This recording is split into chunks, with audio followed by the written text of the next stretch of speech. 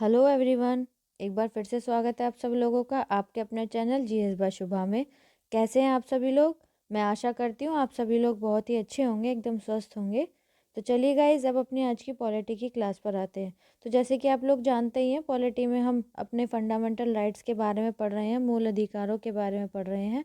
तो आज जो हमारी इस टॉपिक की ये 7वीं क्लास है। अब तक हमारी 6 क्लासेस कंप्लीट हो चुकी हैं। तो 6 क्लासेस में हमने क्या क्या पढ़ा है, हर रोज़ की तरह एक बार रिवाइज करते हैं और आज क्या फिर हम क्या पढ़ने वाले हैं उस पर आते हैं। तो सबसे पहले हमने ये जाना था कि जो हमारे फंडामेंटल राइट्स हैं वो हमारे संविधान के कौन से भाग में आते हैं और हमारे फंडामेंटल राइट्स कौन से आर्टिकल से कौन से आर्टिकल तक हैं। फिर उसके बाद हमने ये जाना था कि जो हमारे मूल अधिकार हैं, फंडामेंटल राइट्स हैं, उनकी विशेषताएं क्या क्या हैं, उनकी जितनी भी विशेषता हैं उन उस विशेषताओं के बारे में जाना था। फिर हमने जाना था कि जो हमारा अनुच्छेद 12 है, आर्टिकल 12 है, जो कि क्या बताता है, राज्य की परिभाषा के बारे में बताता है, उसके बारे में हमने जाना। फिर हमने जाना जो हमारा आर्टिकल 13 है वो क्या बताता है, वो बताता है जो हमारे मूल अधिकार हैं उनका उनकी जो असंगत विधियां हैं उनके बारे में हमको बताता है। ठीक है। फिर उसके बाद हमने जो हमारे मूल अधिकार हैं, आर्टिकल 14 हमें क्या बताता है, आर्टिकल 15 क्या बताता है, 14 से लेकर आर्टिकल 32 तक, 32 तक हम ये जान चुके थे कि कौन से आर्टिकल में किन किन मूल अधिकारों के बारे में बताया गया है।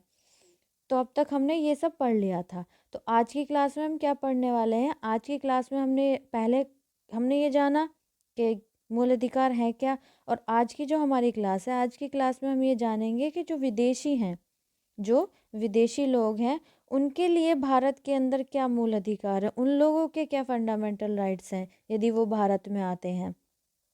तो आज हम उसके बारे में डिस्कस करेंगे। और नेक्स्ट क्लास में फिर जैसे हमारा समता का अधिकार है, तो समता के अधिकार के बारे में हम कंप्लीट डिटेल में जानेंगे, एक एक चीज़ जानेंगे, कुछ ऐसा नहीं छूटेगा जिससे आपको ये लगे कि आपको फंडामेंटल राइट्स के बारे में कुछ भी नहीं पता है।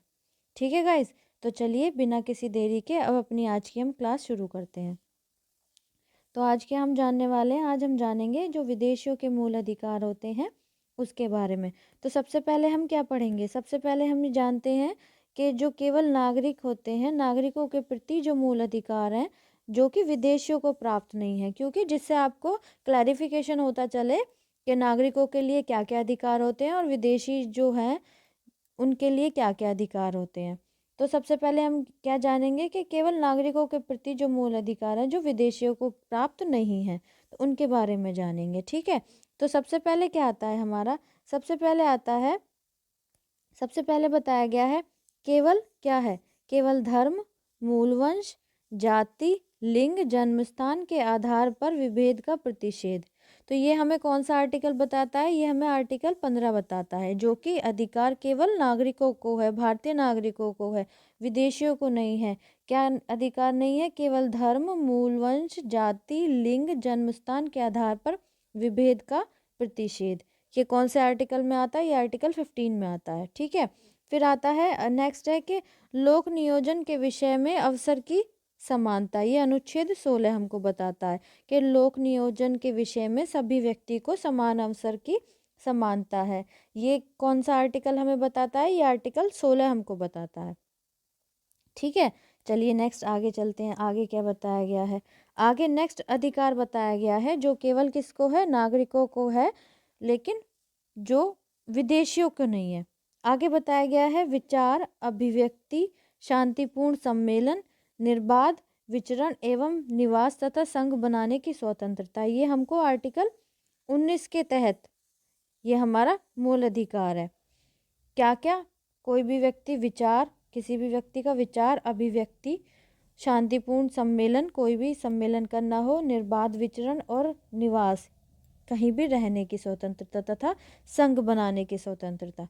तो ये किसको है, ये भारतीय नागरिक को है, ये किसी विदेशी को अधिकार नहीं है। ये हमको कौन सा आर्टिकल बताता है इसके बारे में, आर्टिकल 19 बताता है। ये हम ऐसे कह सकते हैं कि इसके बारे में आर्टिकल 19 में दिया गया है। चलिए नेक्स्ट आगे चलते हैं, आगे क्या बताया गया है। आगे बताया गया है फोर्थ है हमारा कि जो अल्पसंख्यक हैं, अल्पसंख्यकों को शिक्षा एवं संस्कृति संबंधी अधिकार, ये आर्टिकल 29 में दिया गया है। आर्टिकल 29 में इसके बारे में दिया गया है। जो अल्पसंख्यक होते हैं, जो माइनॉर लोग होते हैं, माइनॉरिटीज़ के अंतर्गत जो लोग आते हैं, तो उनको शिक्षा और उनकी संस्कृति जो है उसके संबंधित जो भी अधिकार है, ये हमको कौन सा आर्टिकल बताता है? ये आर्टिकल 29 बताता है। आर्टिकल 29 हमको बताता है। तो ये अधिकार केवल भारतीय नागरिक को है, किसी विदेशी को नहीं है। ठीक है, चलिए नेक्स्ट क्या है? अल्पसंख्यकों को अपने धर्म के प्रसार हेतु शिक्षण संस्थानों की स्थापना का अधिकार, अनुच्छेद 30। अब जो भारत के अंदर अल्पसंख्यक लोग हैं, जो माइनॉरिटीज़ के अंदर आते हैं, तो उनको क्या है? अपने धर्म के प्रसार करने हेतु या फिर शिक्षण संस्थान जो उसकी शिक्षा जैसे कि मदरसे वगैरह हैं, उनकी स्थापना करने का अधिकार। तो ये किसको है? ये अल्पसंख्यकों को है, भारत के अंदर जो भारत के नागरिक हैं। ये हमको कौन सा अनुच्छेद बताता है इसके बारे में, या इसके बारे में इस चीज़ को कौन से अनुच्छेद में वर्णित किया गया है? अनुच्छेद 30, आर्टिकल 30 हमको इसके बारे में बताता है। तो आई होप इतनी बात आपको क्लियर हो गई होगी। ठीक है, तो ये क्या थे? ये थे जो अधिकार केवल नागरिकों को प्राप्त हैं, वो मूल अधिकार हैं, ये विदेशियों को प्राप्त नहीं है। ओके, चलिए नेक्स्ट अब आगे चलते हैं। आगे क्या है? आगे है नागरिकों एवं विदेशियों को प्राप्त अधिकार शत्रु देश के लोगों को छोड़कर। मतलब अब ये हम उन अधिकारों के बारे में चर्चा करेंगे, उन अधिकारों की बात करेंगे हम जो किनको है? केवल वो जो नागरिकों को भी है और विदेशियों को भी है, लेकिन शत्रु देश के जो लोग हैं उनको छोड़कर, शत्रु देश के जो लोग हैं उनको ये अधिकार नहीं है। ठीक है, कौन से अधिकार नहीं है? चलिए वो जानते हैं। तो सबसे पहले क्या आता है? सबसे पहले आता है विधि के समक्ष समता और विधियों का समान संरक्षण। ये 2 बार हो गया है, मिसप्रिंट हो गया है ये। तो जैसे विधि है, विधि के समक्ष क्या है? समता और विधियों का समान संरक्षण, ये हमको आर्टिकल 14 बताता है। तो ये अधिकार किसको है? भारतीय नागरिक को भी है और ये विदेशी नागरिक को भी। यदि कोई विदेशी है, भारत के अंदर आता है, तो ये अधिकार उसको भी है। ठीक है, अगला आता है अपराधों के लिए दोष सिद्ध के संबंध में संरक्षण। अब यदि कोई अपराध है तो उसके दोष सिद्ध के संबंध में किसी भारतीय नागरिक को भी अधिकार है, उसको भी संरक्षण का अधिकार है, और कोई विदेशी नागरिक है तो उसको भी है। ये हमको आर्टिकल 20 बताता है इसके बारे में। ठीक है, चलिए नेक्स्ट आगे चलते हैं। आगे क्या बताया गया है? आगे कहा गया है प्राण एवं दैहिक स्वतंत्रता का संरक्षण। ये आर्टिकल 21 में बताया गया है इसके बारे में, या फिर आर्टिकल 21 में इसका वर्णन किया गया है। क्या है? कोई भी भारतीय नागरिक है तो उसको प्राण और देह की स्वतंत्रता है, उसकी संरक्षण की स्वतंत्रता है। ऐसे ही यदि कोई विदेशी है उसको भी यह अधिकार प्राप्त है। ठीक है, नेक्स्ट आता है प्रारंभिक शिक्षा का अधिकार। यदि कोई विदेशी भी है या फिर भारतीय नागरिक भी है तो उसको क्या है? प्रारंभिक शिक्षा का अधिकार। ये अधिकार दोनों को है। ये हमको आर्टिकल 21 क्या बताता है इसके बारे में, या फिर इसके बारे में आर्टिकल 21 में दिया गया है। ठीक है, चलिए नेक्स्ट आगे चलते हैं। आगे बताया गया है कुछ मामलों में हिरासत एवं नज़रबंदी से संरक्षण। अब कुछ मामले होते हैं तो उसमें क्या है? हिरासत या फिर नज़रबंद कर दिया जाता है उस व्यक्ति को, तो उससे संरक्षण के प्रति जो भी अधिकार है ये हमको आर्टिकल 22 में बताया गया है इसके बारे में। ठीक है, तो ये क्या है? भारतीय नागरिक को भी है और विदेशी को भी है। ओके, आई होप इतनी बात आपको क्लियर होगी। चलिए नेक्स्ट आगे चलते हैं। आगे बताया गया है बलात् श्रम एवं अवैध मानव व्यापार के विरुद्ध प्रतिषेध, अनुच्छेद 23।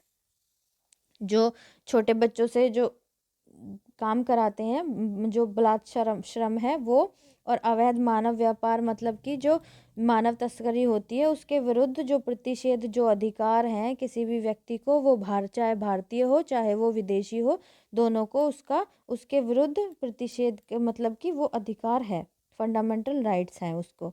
तो ये कौन से आर्टिकल में बताया गया है इसके बारे में? आर्टिकल 23 में इसके बारे में कहा गया है। ठीक है, आपको इतनी बात क्लियर है? चलिए नेक्स्ट हमारा आता है कि कारखानों आदि में बच्चों के नियोजन का प्रतिषेध। मतलब कि जो कारखाने आदि हैं उनमें कोई भी बच्चा काम नहीं कर सकता, उस पर क्या है? प्रतिषेध है, तो ये कौन से आर्टिकल में दिया गया है? आर्टिकल 24 में इसके बारे में बताया गया है। तो ये विदेशी व्यक्ति है उसके लिए भी है, और यदि कोई भारतीय नागरिक है, भारतीय व्यक्ति है, उसके लिए भी है। ठीक है, चलिए नेक्स्ट आगे चलते हैं। आगे क्या कहा गया है? आगे बताया गया है धर्म की अभिव्यक्ति के लिए प्रयास करने की स्वतंत्रता। मतलब यदि कोई भी व्यक्ति अपने धर्म की अभिव्यक्ति करना चाहता है तो उसके प्रति उसको क्या है? स्वतंत्रता है। ये कौन से आर्टिकल में बताया गया है? आर्टिकल 25 में इसके बारे में बताया गया है। ठीक है, तो ये दोनों को है, विदेशी है या फिर भारतीय नागरिक है, कोई भी हो उनको है। फिर आता है धार्मिक संस्थाओं के संचालन की स्वतंत्रता। यदि कोई धार्मिक संस्था खोलता है या बनाता है, कुछ भी करता है, उसको संचालन करने की स्वतंत्रता है, चाहे वो कोई विदेशी हो चाहे वो कोई भारतीय हो। तो ये हमको कौन से अनुच्छेद में बताता है? ये कौन से आर्टिकल हमको इसके बारे में बताता है? आर्टिकल 26 में इसके बारे में बताया गया है। ठीक है, चलिए नेक्स्ट आगे चलते हैं। आगे बताया गया है किसी धर्म को प्रोत्साहित करने हेतु कर से छूट। यदि कोई भी धर्म है उसको हम क्या करने चाहते हैं? उसका प्रचार प्रसार करना चाहते हैं, तो उसके हेतु कर से छूट, मतलब कि उस पर कोई टैक्स नहीं लगेगा, चाहे वो भारतीय नागरिक हो चाहे वो कोई विदेशी नागरिक हो। तो इसके बारे में हमको कौन सा आर्टिकल बताता है? हमको आर्टिकल 27 बताता है, अनुच्छेद 27 बताता है। कुछ विशिष्ट संस्थाओं में, जो कुछ संस्था होती हैं, धार्मिक आदेशों को जारी करने की स्वतंत्रता। मतलब कोई विशिष्ट संस्थान है, किसी व्यक्ति ने अपनी खोली हुई है, किसी धर्म से रिलेटेड है, तो उनमें कोई भी आदेश जारी करने के की स्वतंत्रता है किसी भी धर्म के व्यक्ति को। तो हमको ये कौन सा अनुच्छेद बताता है? इसके बारे में आर्टिकल 28 में दिया गया है, आर्टिकल 28 में बताया गया है। ठीक है, तो ये थे हमारे क्या थे? विदेशियों के जो मूल अधिकार हैं। आई होप आपको अच्छे से सारी चीज़ें समझ आ गई होंगी। और देखिए, मैंने हर चीज़ इसलिए एक्सप्लेन नहीं की है डिटेल में, क्योंकि एक्सप्लेन में तो हम अब आगे पढ़ेंगे ना, तो इसलिए मैंने एक चीज़ को इतना ज़्यादा ब्रॉड करके नहीं बताया है। बस ये इसलिए है कि आपके दिमाग में ये सेट हो जाए कि हाँ ये अधिकार हैं। अब डिटेल में तो हम पढ़ेंगे, जब हम डिटेल में पढ़ेंगे तो और अच्छे से क्रोनोलॉजी वाइज सारी चीज़ें माइंड में सेट हो जाएंगी। 2-3 बार अगर आप किसी भी चीज़ को ध्यान से पढ़ लोगे तो वो आपके दिमाग में हमेशा के लिए रह जाएगी, फिर वो आपके दिमाग से कभी निकलेगी ही नहीं। और फिर चाहे आप कोई से भी एग्ज़ाम में बैठ जाना, कोई सा भी क्वेश्चन उठा लेना, इजीली आपको वो क्वेश्चन बन जाएगा। ठीक है गाइज, तो आज की क्लास आपको कैसी लगी है? आई होप क्लास आपको अच्छी लगी होगी। अगर अच्छी लगी है, पसंद आई, तो प्लीज़ क्लास को लाइक ज़रूर कीजिएगा और वीडियो को भी शेयर कीजिएगा, कमेंट में ज़रूर बताइएगा। जो भी आपके साथ पढ़ने वाले बच्चे हैं, कोई भी हैं, उन तक इस वीडियो को शेयर ज़रूर कीजिएगा। अगर आप इस चैनल पर नए हैं, पहली बार आए हैं, तो प्लीज़ चैनल को सब्सक्राइब ज़रूर कीजिएगा, वीडियो को भी लाइक भी कीजिएगा, शेयर भी कीजिएगा और बेल आइकन को भी दबाइएगा, ताकि जब मैं वीडियो अपलोड करूं तो आप तक नोटिफिकेशन पहुंच जाए और आप इजीली अपनी पढ़ाई कंटिन्यू कर सकें। ठीक है गाइज़, तो आज के लिए इतना ही रखते हैं, मिलते हैं अब नेक्स्ट क्लास में। तब तक के लिए थैंक यू वेरी मच।